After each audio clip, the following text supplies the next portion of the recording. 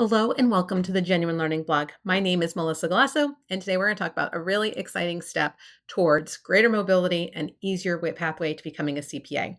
So today we're going to talk about the NASBA and AICPA Uniform Accountancy Act issuance. So this is really important, but it's not the final step. Because every CPA is licensed by their state board of accountancy, each state has to adopt these changes. So while the UAA is a model that is supposed to be used by each state in developing, it does require a change to state law. And this can take any amount of time, right? Previously, major changes to the UAA required several years before every state was the same, right? And so our goal is to make sure that you know your state rules. So what's changing, where you need to look. So again, this is the 9th edition of the Uniform Accountancy Act, and this is issued by both the AICPA and NASBA, who went through a lot of due process in order to figure out what we can do. This was really part of that pipeline discussion, trying to figure out why people aren't becoming CPAs. And some people said it was because of the 150 hours, right? And so now we're going to have some new pathways that don't require 150 hours, and you would still be able to become a licensed CPA, which for many people is a whole lot cheaper, right? College is not inexpensive. And so as a result, this can make it easier for people from low income backgrounds or just people who don't want to be in debt when they graduate from college to be able to become CPAs easier. So the whole point of the UAA is to be a comprehensive piece of legislation that can be adopted by individual states. So the UAA is not authoritative in and of itself.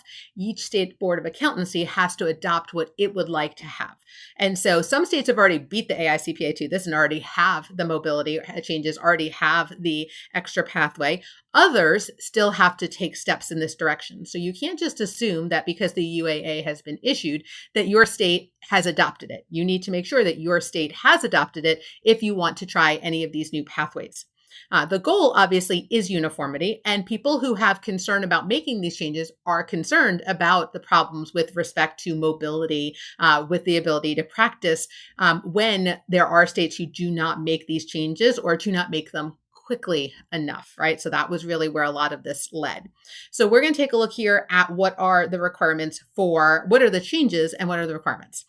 So in terms of licensure, we're going to have 3 pathways. The first one we've already had, a post-bachelor degree with an accounting concentration and 1 year of work experience, right? So that's that 150-hour rule everyone keeps talking about, right? So you have the post-bachelor degree and you've gotten that additional training.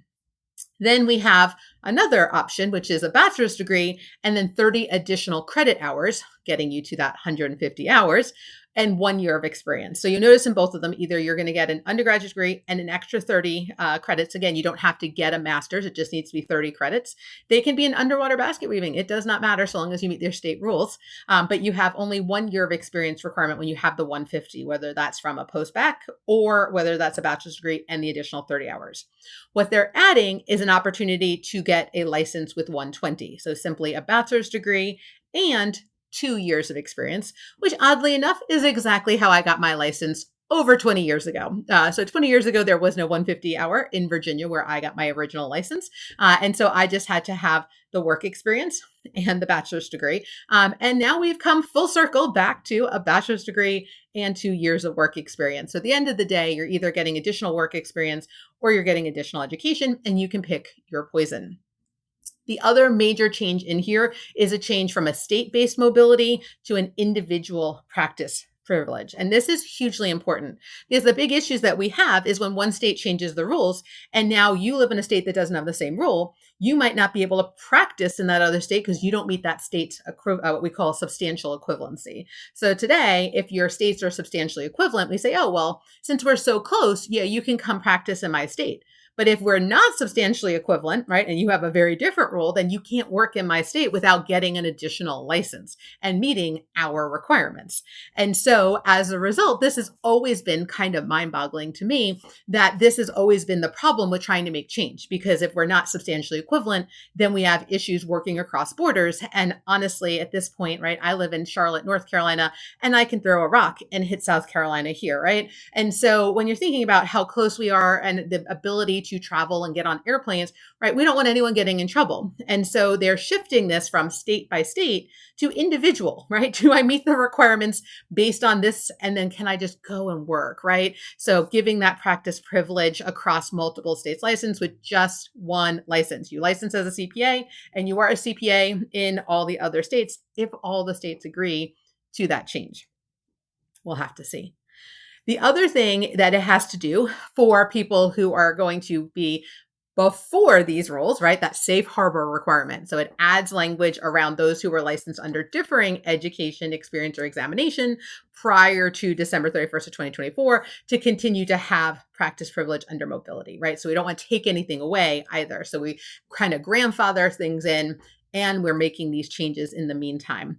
So this is hugely important, but we can't be done until every state has made movement. So if your state's done, congratulations. If your state hasn't made any progress, talk to your state society, talk to your state board, because the goal is to get this done and get it done quickly. We don't want to be talking about this forever. So we're grateful to have a standard set of rules, but each state has to comply. So if you're in a state that hasn't made any progress here, take it upon yourself to help progress happen.